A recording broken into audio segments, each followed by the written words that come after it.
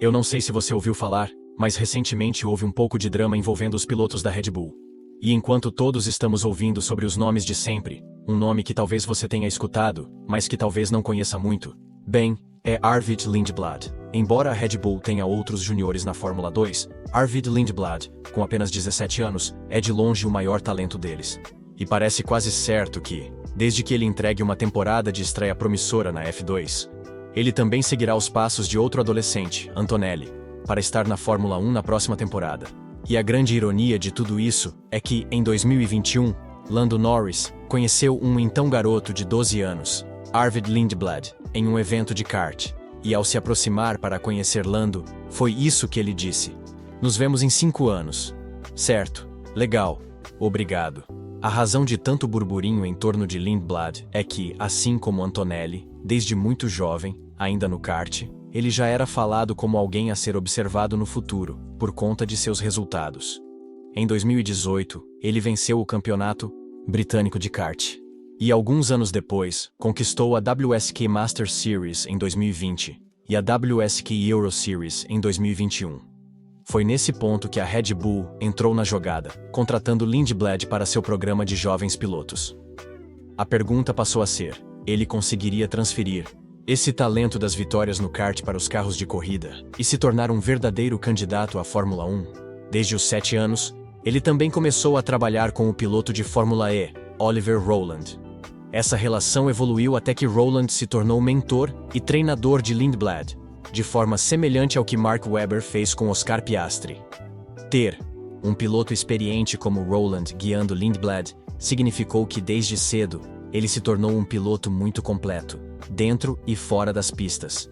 E só de ter essa voz experiente por perto, ele pôde acelerar sua curva de aprendizado. Como pessoa, algo que fica muito claro é que Arvid é um indivíduo muito focado e determinado, com uma ética de trabalho muito alta. Ele tenta não deixar nada passar, cercando-se das pessoas certas, seja família, treinadores, preparadores ou pilotos, para garantir que está fazendo tudo o que pode para se preparar e dar o seu melhor.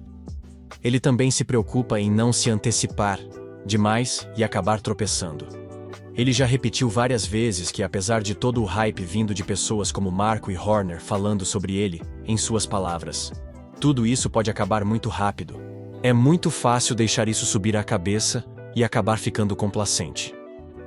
É bom saber que estou agradando eles, porque obviamente vão ser muito importantes para o meu futuro. Mas eu só preciso manter o foco no meu trabalho e as coisas vão se encaixar. Quero estar na Fórmula 1 e vou apenas viver um dia de cada vez e focar em dar o meu melhor. Assim como aconteceu com Antonelli na Mercedes, Helmut Marko sentiu que os talentos de Lindblad justificam sua ascensão acelerada nas categorias de base. Ele só competiu em tempo integral em monopostos por 2 anos, mas tem subido de nível, constantemente, ano após ano, em campeonatos mais competitivos. Em 2023, ele competiu na Fórmula 4 italiana, vencendo 6 das 21 corridas e ficando em terceiro no campeonato. Em 2024, subiu para a Fórmula 3, vencendo 4 corridas e terminando em quarto lugar no campeonato. E para 2025, Helmut Marko continuou essa progressão rápida, promovendo-o para a Fórmula 2. A campanha dele na F3 no ano passado foi quando Lindblad realmente se apresentou ao paddock da Fórmula 1. Embora sua consistência tenha caído drasticamente nas últimas 6 corridas, sem pontuar, ele ainda se tornou o primeiro piloto da história a vencer as 2 corridas de um fim de semana da F3, sprint e principal, em Silverstone, e conquistou 4 vitórias em 20 provas. Ele também agora detém o recorde de melhor porcentagem de vitórias na história da Fórmula 3, vencendo 20% de suas corridas. Apesar de não ter vencido os campeonatos da F4 e F3 como estreante, vale reforçar que ele foi promovido rapidamente pelas categorias de base com 15, 16 e 17 anos, e em todas elas, além de ser um vencedor recorrente, também foi um concorrente ao título. Embora ainda haja muito o que melhorar em consistência, gestão de corrida e principalmente entender por que seu desempenho caiu 2 vezes no fim das temporadas na F4 e F3, uma coisa está clara: seu teto é altíssimo. Ele definitivamente É um piloto de altos e baixos, mas os altos que ele já atingiu com essa idade, como vencer todas as 3 corridas em Monza na F4 e ambas as corridas em Silverstone na F3, são impressionantes. É por isso que a Red Bull está tão empolgada com seu potencial, e por isso não se importam tanto com ele não ter vencido os títulos, desde que continue mostrando evolução e adaptação rápida ao subir para carros mais rápidos e campeonatos mais competitivos. Vale notar que, antes da temporada 2025 da F2, ele também competiu e venceu o campeonato da Fórmula Regional Oceania no início do ano. Isso significa que, independentemente do que aconteça na F2 este ano, mesmo sem sessões de treinos livres na F1, ele já tem pontos suficientes na superlicença para correr na F1 em 2026. Claramente, com Lindblad, o potencial é enorme, e é por isso que a Red Bull prefere acelerá-lo para a F1, em vez de deixá-lo se desenvolver mais nas categorias de base. Começar vencendo corridas tão jovem, em tantos campeonatos diferentes e em várias pistas nas quais nunca havia corrido, só ressalta o nível de talento que ele possui. Quanto à F2 este ano, assim como a Mercedes com Kimi, como a Red Bull, já preparou o terreno para ele subir à F1, é justo dizer que a expectativa do que ele precisa entregar para receber o chamado é menor do que para outros pilotos. Historicamente, a F2 tem sido notoriamente complicada quando se trata de avaliar pilotos e prever quão bons eles serão na Fórmula 1. O desempenho na F2 nem sempre corresponde diretamente ao desempenho na F1, por vários fatores, como as características únicas dos carros da F2, problemas de confiabilidade, que parecem piores do que nunca, e também porque a qualidade do grid varia muito de ano para ano. Com base no progresso dele até agora, não acho que Lindblad necessariamente precise vencer o campeonato da F2 este ano como estreante, embora isso obviamente ajudasse muito em seu caso. Acho que a Red Bull e, especificamente Marko, vão procurar por momentos especiais e os mesmos altos picos que os fizeram confiar tanto nele desde o início. Eles vão observar sua performance na chuva, sua gestão de corrida e como ele lida com pressão. E finalmente, vão querer ver 2 ou 3 vitórias, além de alguns pódios impressionantes que o destaquem dos demais. É impossível ignorar a atual situação dos pilotos da Red Bull ao falar do futuro de Lindblad, porque, assumindo que Tsunoda continue na Red Bull até 2026, o que não é garantido, o mais provável é que entre Hajar ou Lawson seja dispensado do time RB e talvez até da Fórmula 1 para abrir espaço para Lindblad.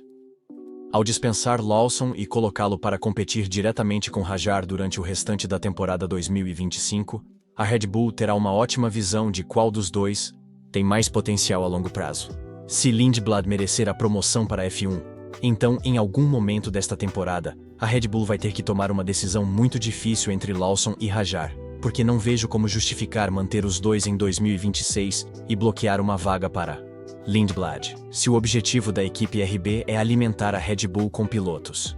De certa forma, a Red Bull se colocou numa situação estranha, com quase pilotos demais à disposição.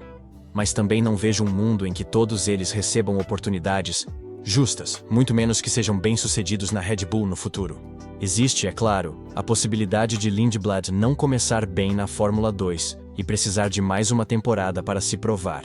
Nesse caso, a continuidade com Lawson e Hajar em 2026 é quase certa, e toda essa conversa recomeça em 2027. Embora haja muito hype em torno de Lindblad, o que traz pressão e expectativa.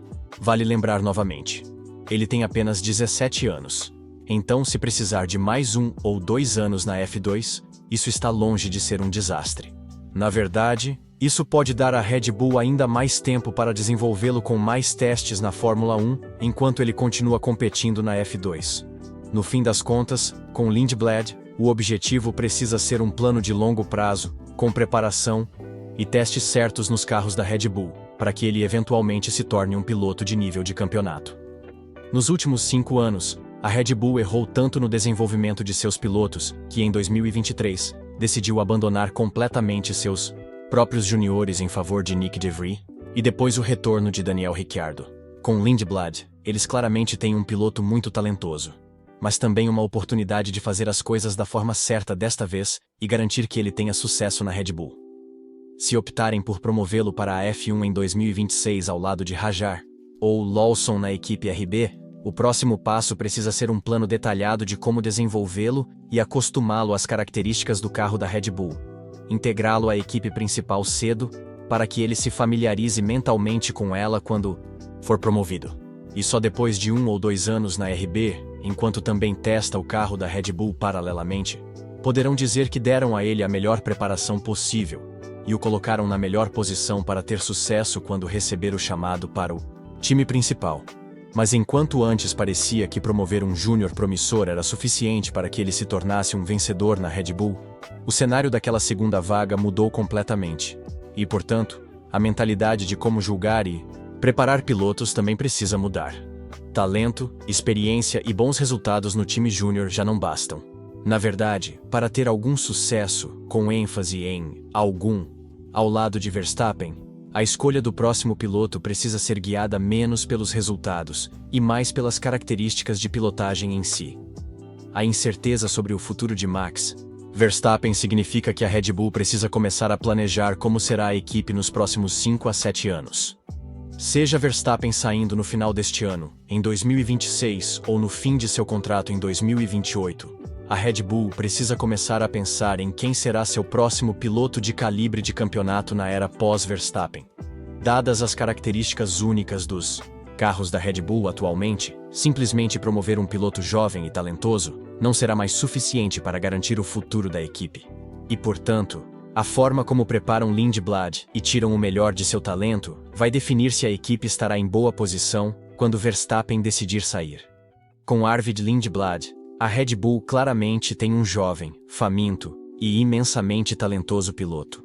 Pelo que vimos até agora, não há nada que sugira que ele não será, no mínimo, um piloto competente na Fórmula 1.